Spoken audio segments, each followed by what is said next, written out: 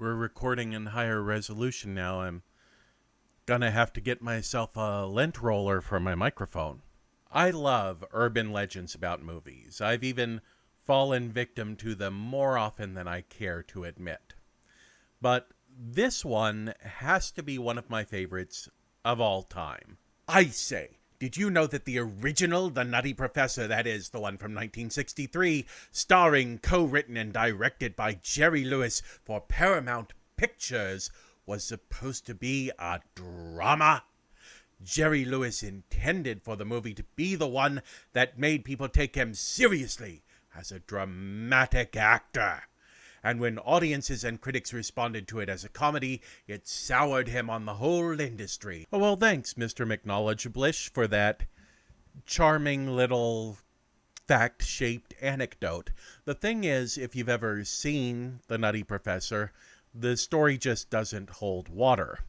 But it continues to go around because of the poor opinion a lot of people had about Lewis's own self-awareness. We hear stories about a 70-plus, 80-plus-year-old Lewis still pitching movies in which he was going to star as a lovable man-child with a crush on a girl who will be played by the most popular 20-something actress in Hollywood at the time. And the idea that Lewis could think a slapstick comedy was actually a drama makes sense to us. But while Lewis may have occasionally lacked awareness, he was a savvy film producer and an experienced live comic who had excelled in Las Vegas. He knew the difference between a comedy and a drama, and The Nutty Professor is definitely a Jerry Lewis comedy. It's possible that at one point in production, Lewis did intend the movie to be a more serious,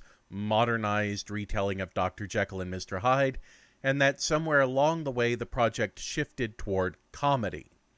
But I think the more likely explanation of the legend is this. Lewis wanted people to take him seriously, not as a dramatic actor, but as a comedian. He wanted to be, well, Dean Martin. The duo had officially split in 1956, with their final film as a duo being Hollywood or Bust. It was not a pleasant or mutually respectful split, and while they briefly reunited, as in for 15 solid minutes, on stage at the Sands in Vegas in 1960, they didn't speak or interact with each other on a personal level until 1976.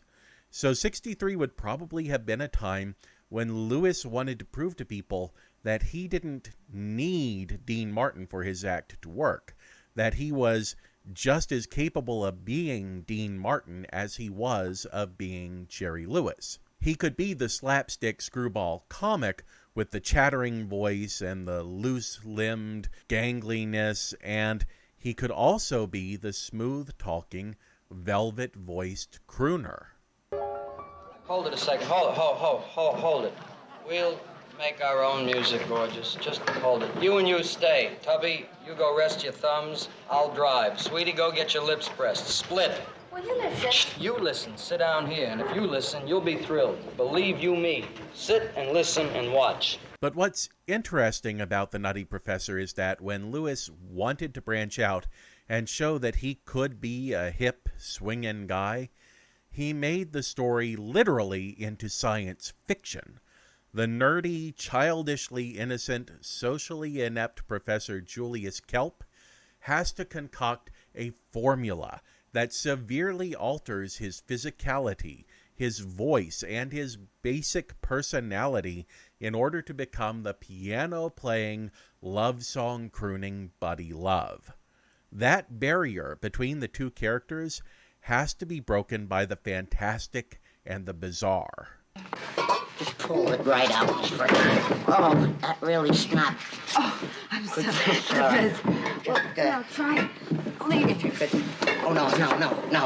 Let me have this on. Just may I have that out? All right. Now, you just hold some of the body. Jesse Donald Knotts was born in Morgantown, West Virginia in 1924. For the record, that made him only 2 years older than Jerry Lewis. He was the youngest of 4 children. His mother was 40 years old at the time he was born, and his father, William Jesse Knotts, suffered with both alcoholism and schizophrenia, and Donald would recount that at times during his childhood, he can remember his father threatening all of the family members with a knife. William passed when Don was only 13 years old. Don graduated from high school and enlisted in the Army, where he served 3 years in special services, primarily helping to entertain the troops during World War II, and also earning both the Army Good Conduct Medal and the Army Marksman Badge. After his service, Knotts would attend West Virginia University and graduate with a BA in English and a minor in education. He would perform as a stand-up comedian and provide comic relief voices for radio dramas, and in 1956, he would become a regular performer on The Steve Allen Show, portraying recurring characters like his most popular, named simply An Extremely Nervous Man. What am I going to do? I can't stand out here and stall for 5 minutes. I mean, this is a weather forecast. I'm on an entertainer. Please, I've only got 5 seconds. Can you please get through? Can you? Good evening. Hello, everyone, and welcome to your 11:10 weather forecast. In 1957, he would appear in No Time for Sergeants on Broadway with fellow stand-up and Southern boy Andy Griffith. And after the two appeared together in the film adaptation as well, Griffith would offer Knotts a role in his new sitcom, where he would play what would be arguably his most popular and identifiable role, Deputy Barney Fife. Originally, Knotts had been cast to be the straight man to Griffith's comic, but according to Griffith, it took only 1 episode for everybody to realize that their roles would be funnier if they reversed positions. Knotts featured in 5 out of the 8 years that the series ran, and would return for guest appearances in the remaining 3 years, as well as an appearance in the spin-off Mayberry RFD. According to Knotts, he started looking for other work after just 5 years of the show because he thought that there wouldn't be a year 6. But when he walked away, he did so with a multi-picture contract for Universal Studios, for whom he had already starred in The Incredible Mr. Limpet. He would make 5 films during his Universal contract between 1966 and 1971. Much like Jerry Lewis, the characters he was known for portraying during this time followed a distinctive pattern. They tended to be men with small-town values, often with some element to their lives that had left them emotionally stunted, so that they acted like overgrown children. There would be a pretty leading lady. Either she would be head over heels for him, but he would be too innocent and befuddled to return her affections, or she would be aloof or even angry at him for lacking some component of manhood that would otherwise allow him to sweep her off her feet. But whatever shape his romantic block took, his character would be high-strung with a tenuous grasp on reality, a deep interest in a hobby that could, charitably, be considered nerdy, and would probably vibrate whenever faced with stress, stammering nervously while his eyes bulged. He was basically a panic attack given human form. Who's there? Is that you, Ollie?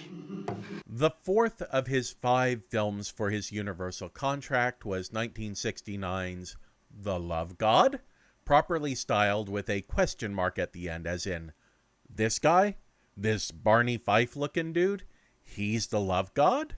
Knotts starts out playing a riff on his standard character, Abner Audubon Peacock IV, the last in a long line of small-town family scions who edited a popular bird magazine.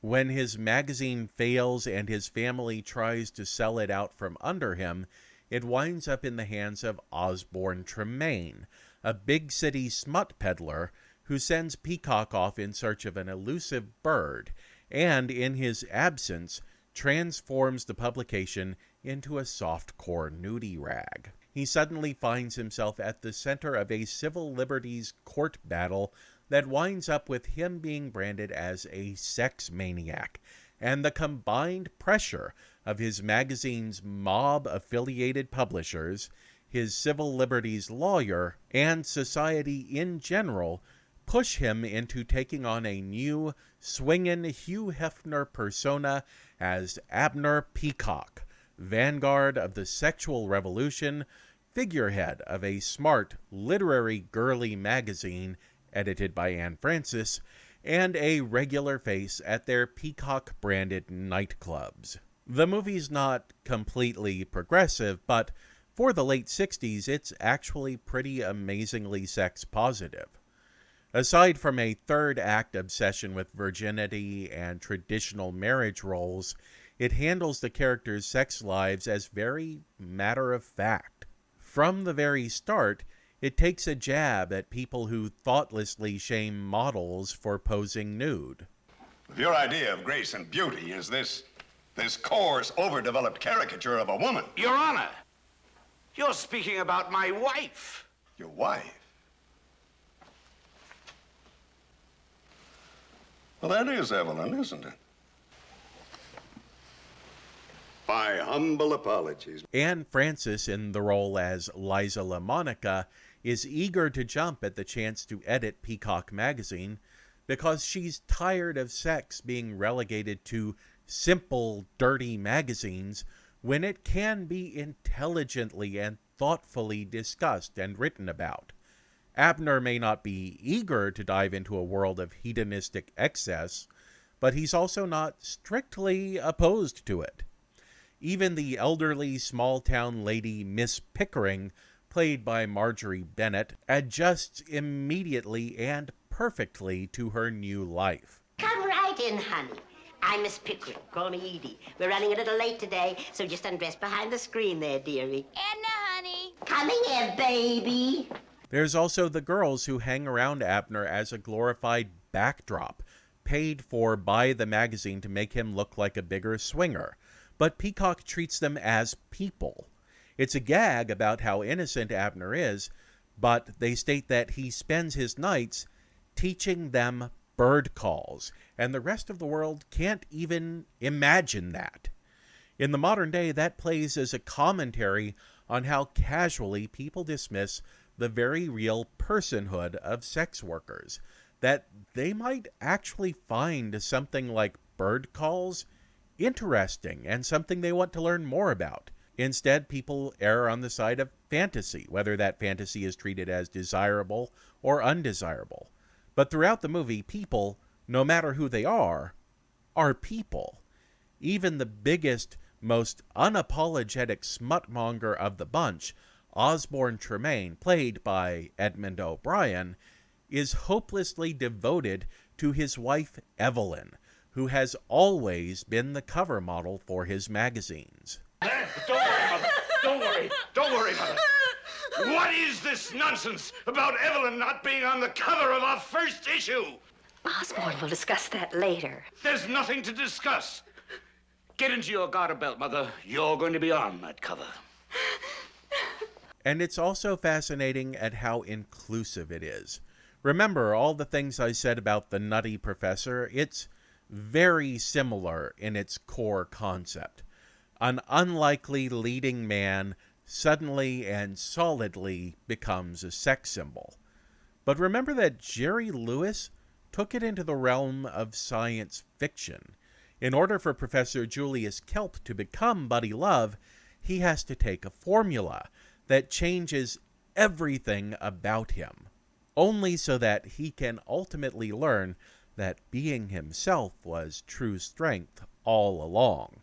And by the way, Jerry Lewis knew that he wasn't that unlikely a leading man. He had to spike Kelp's nerdy man-child persona with an added layer of physical grotesquerie by giving Kelp fake misshapen teeth, pale skin and dark circles under his eyes, courtesy of makeup from a bargain basement horror movie, and spends a lot of the movie constantly crossing his eyes. And not only does Kelp ultimately have to reject the physical changes the formula brings, but the changes in his personality as well. He has to give up a love of nightclubs and jazz, because those are the trappings of popularity, and they're not the real Kelp. They're Buddy Love. And Buddy Love is Mr. Hyde. He's all the worst impulses in the character brought to the surface. Buddy Love is ultimately an anti-sex character, because he's made to represent the dark side of Julius Kelp. Good evening, Mr. Peacock. Mrs. Dominic?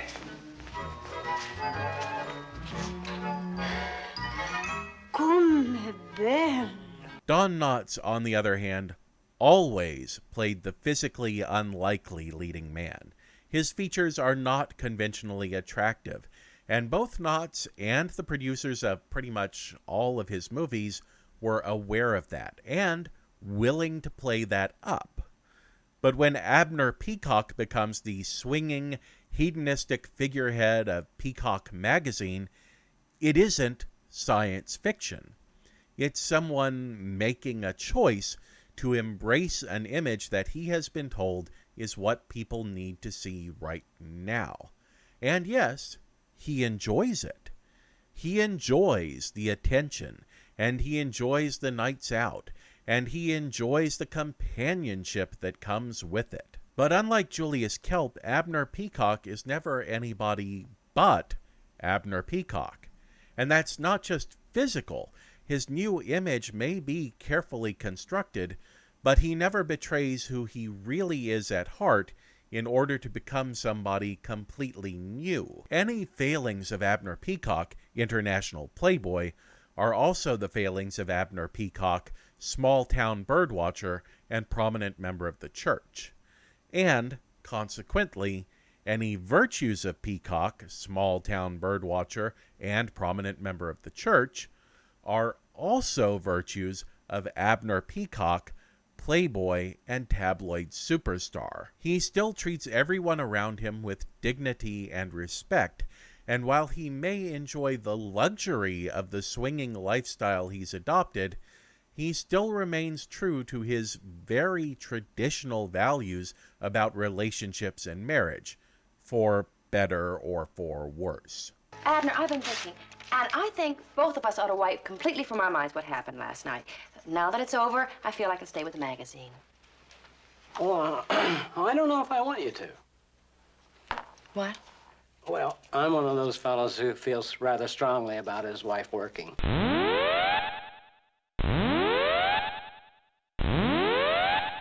Peacock's new lifestyle is not treated as incompatible with who he is.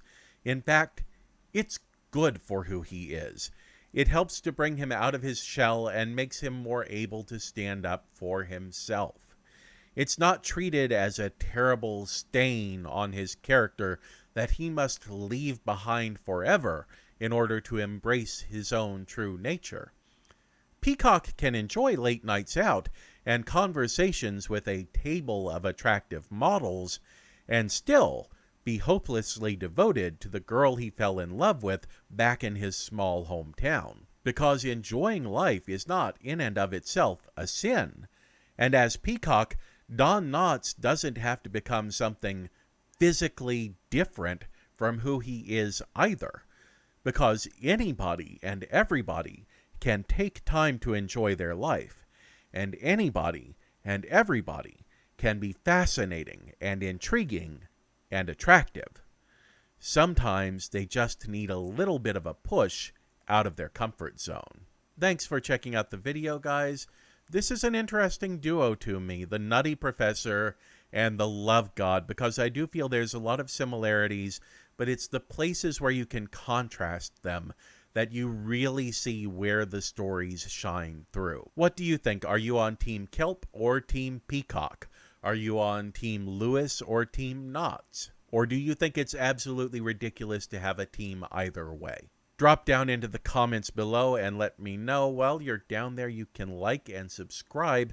Those buttons can always use a little bit of love if you haven't given it to them already. If you're in a position to help the channel grow, there's a link to our Patreon in the description below the video. If you're not able to join the Patreon right now, I understand, and I appreciate that you're here with me. You can take a second and hit the share button in order to share this video with your movie-loving friends.